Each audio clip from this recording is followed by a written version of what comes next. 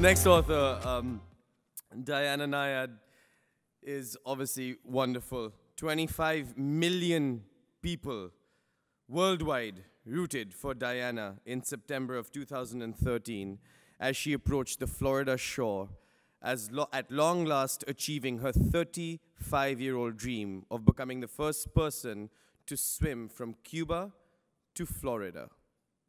Diana is not one to quit. On a fifth attempt, speaking the words "never give up" to the wildly cheering crowd on a Key West beach on September 2nd of 2013, Diana may have been dazed and physically spent, but she showed the world what persistence and belief can manifest. Diana stroked the amazing 110.86 miles in 52 hours, 54 minutes, and 18 seconds.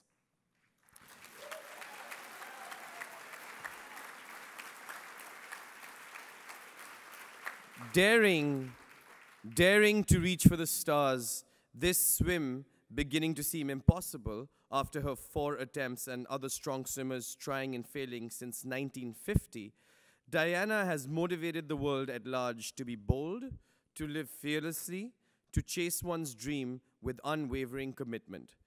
The second statement the victorious 64-year-old made on that Key West beach, "You're never too old to chase your dream."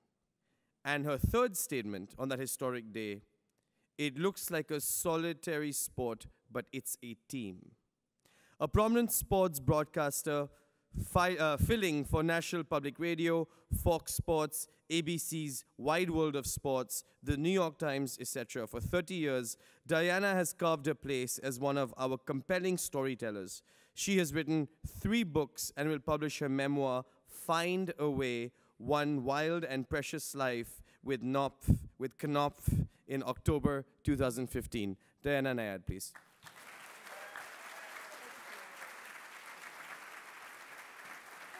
Thank you. Thank you very much.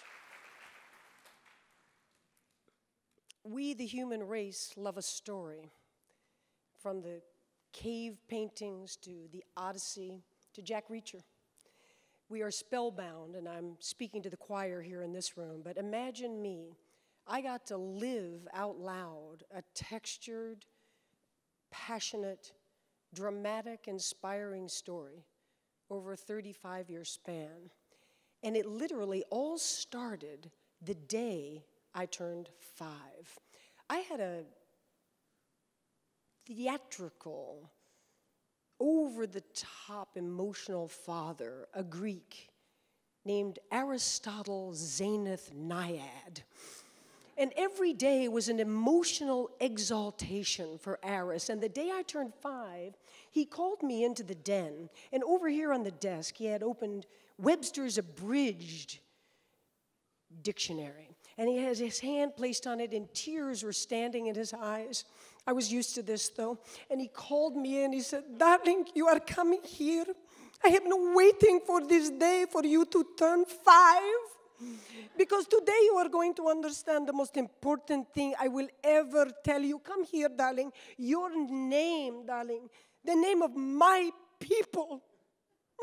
It is in the bold black and white of the dictionary. This important book. You will go to your little preschool tomorrow, darling. You will ask your friends, is their name in the dictionary? And they will tell you no. You are the only one. Come here. Listen to me. Darling, it reads Nyad. In Greek mythology, my people. The nymphs that swam in the lake, river, ocean, and fountain to protect for the gods. And definition number 2, this is the one, the special one for you, darling.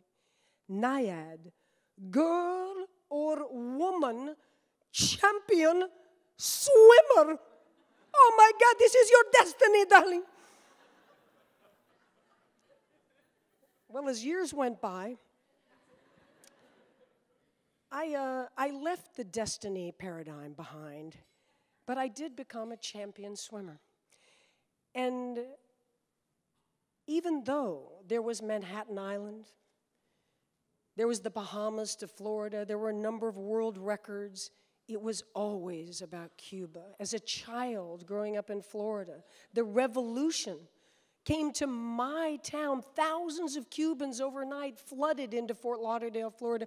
We were eating Cuban food. We were flying the Cuban flag. We were dancing the salsa in their living rooms. And by the way, as a quick aside, I am indignant at how poorly I did on Dancing with the Stars after that introduction to the salsa.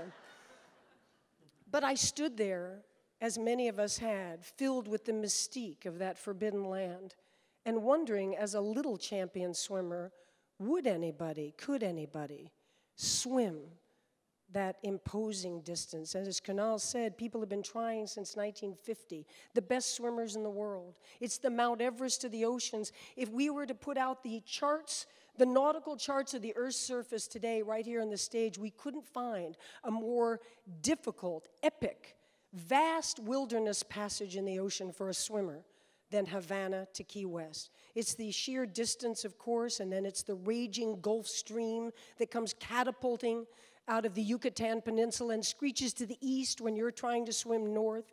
It's the dangerous sharks, the oceanic white tips that are quick and fearless. It's the box jellyfish, the most potent venom on the planet, in or out of the ocean, usually a fatal sting. And the chances of making it across, most of the marathon swimmers had put at under 1% by the time I had tried it in 1978 as a young person, 42 hours out into the middle of the Gulf of Mexico in a raging sea. Another thing, you can't predict the weather there. You can stand on the docks in Havana and put your tongue out and feel a crunch, and you think it's the salt vapor. It's not. It's the Sahara Desert blowing 7,000 miles across the Atlantic Ocean. And that easterly wind rarely clocks around to a different direction to give you a day or two or three, which a swimmer needs to get across. So I tried in 78, and I didn't make it, and we couldn't get visas to get back in. And I was getting, as Kunal mentioned, offers from the wide world of sports. And I had wanted to say the thrill of victory and the agony of defeat. For a while, we were 30. It's probably the tragedy of sports that you have to retire fairly young. And I went on to the rest of my life. And during those 30 years, 30 to 60, I kept my eye on Cuba. To me, it was never about sport, Cuba. It was never about an athletic record.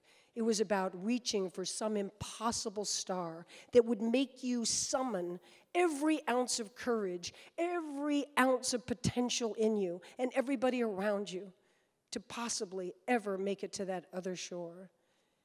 And every time a swimmer would fail, I like to think of myself as a sporting person, but I would do a little happy dance at home. This dream is still alive. And then I turned 60. And I don't know about you, I'm looking around for 60-year-old faces out there, but I was whapped upside the head with existential angst. Am I the person I can admire?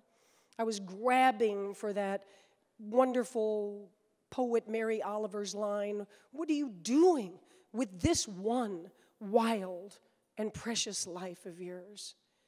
And it hit me. It hit me hard. I hadn't swum a stroke in 30 years. And I thought, Cuba, that's what I'm going to do with this one wild and precious life. I'm going to summon that courage. I'm going to live bold, fierce days. And I tried, and I failed, and again, failed, and a fourth time, failed. And now the event was stamped 100% impossible. The sports scientists, the meteorologists, even my own head handler who's with me today, Bonnie Stoll, said, listen, if anybody ever would have made this swim, it would have been you. It can't be done. And I said, Bonnie, you know, at this point, it's not even for me about making it anymore. It's about not giving up on it.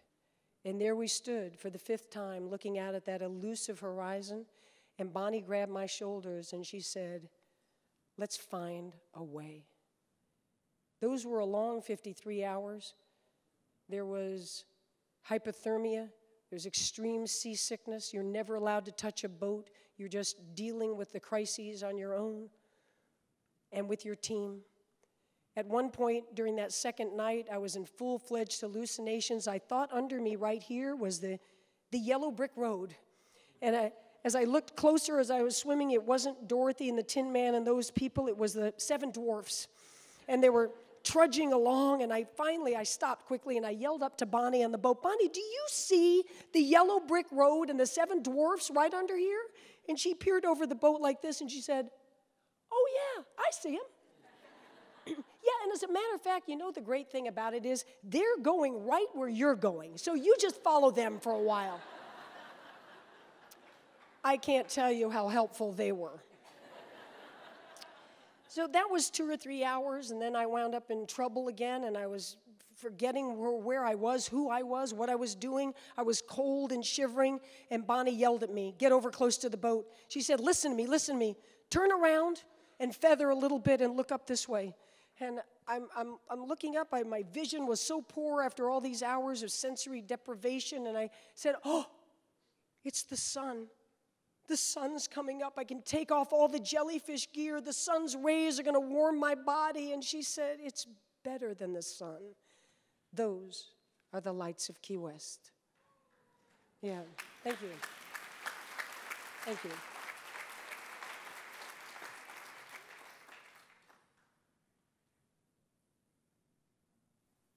I do remember the triumphant moment of walking up on that beach, but honestly, for those 20 months or so since that stumbling walk, I've been filled with that Henry David Thoreau quote that goes, "When you achieve your dreams, it's not so much what you get." And imagine to be awarded the opportunity by an esteemed house like Knopf to be able to write my story out. And I could tell you how I've been humbled in other ways these 20 months, but the truth is, what's deep down is a person who just simply refuses to give up. And thank you. Excuse me, Brandon. And so in ending today, I will play you my anthem.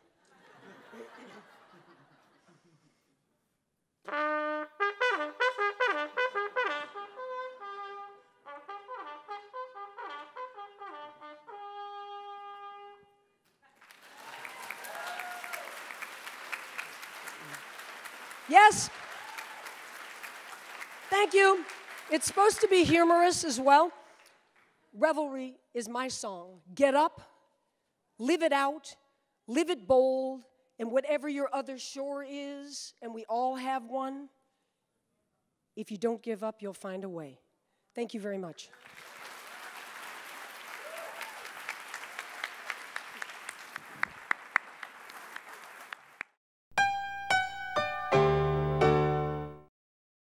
Funding for Bookview Now is provided by the Wincote Foundation.